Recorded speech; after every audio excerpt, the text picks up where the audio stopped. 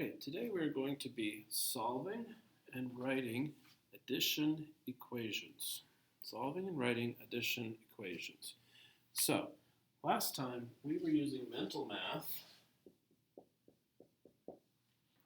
to solve some of these equations. So, we have 8 equals x plus 3. What plus 3 equals 8?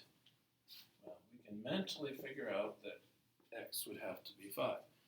I'm going to show you a process that will work when sometimes the problems are a little more difficult. But let me show you the example on a simpler problem. In order to do this, we're going to be employing a thing called the subtraction property of equality, which basically says you can take two sides of an equal sign and subtract the same number from both sides, and it keeps it equal. So, for example, if we had x plus 2 equals 3, well, we all know what x is going to stand for. But let me show you how you can do this through subtraction, so that when we get a problem that's a little more difficult, you know what to do. Since right now we are adding 2 to this x, and if we want to know what the x is all by itself, we're going to do the opposite of adding 2, which is subtracting 2. So I'm going to subtract 2 from this side of the equal sign. But the rule is, whatever you do to one side of the equal sign, you must also do to the other to keep it equal. So underneath the 3, I'm also going to subtract 2. Now, let's look at the left side. If you add 2 to something and immediately subtract 2 from something, they cancel each other out. So all we're left with is the x. Add 2 minus 2, they're the opposites of each other, so they cancel each other out, leaving just the x. Over here, we have 3 minus 2 is 1. So x is 1, which probably most of you figured out anyways. We did that mentally. But let's say the problem was a lot more complicated. Let's say we had y plus 57 equals 83.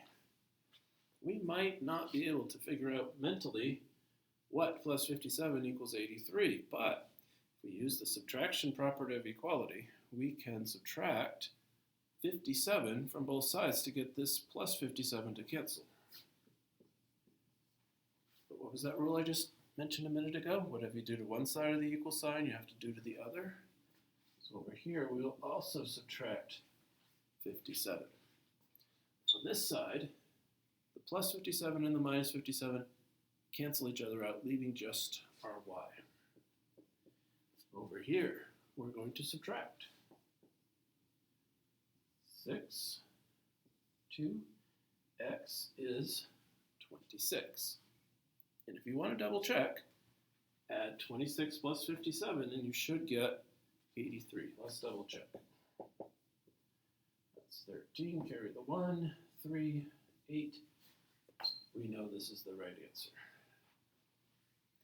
That's how you use the subtraction property of equality. Now, the other part of this is to write an addition equation. So,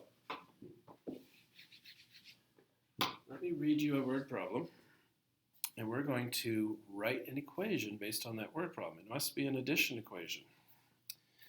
So, a male gorilla weighing 379 pounds on average. This is 181 more pounds than the weight of an average female gorilla. Write and solve an addition equation to find the weight of an average female gorilla. Okay, so we need to write an addition equation to find the weight of average weight of a female gorilla. So let's first define our variable. What are we trying to find? The average weight of a female gorilla. Average weight of female gorilla. You need to pick a variable to represent that. Pick anything you want. I'm going to pick G for gorilla. You can pick any variable you'd like. So remember, this has to be an addition equation. So a male gorilla weighs 379 pounds. That's 181 pounds more than the weight of an average female gorilla. So if that's 181 pounds more than the weight of a female gorilla, the weight of the male gorilla is 379, this is our addition equation. G plus 181 equals 379. Now let's solve it. We're going to subtract 181 from this side to get our plus 181 to cancel out.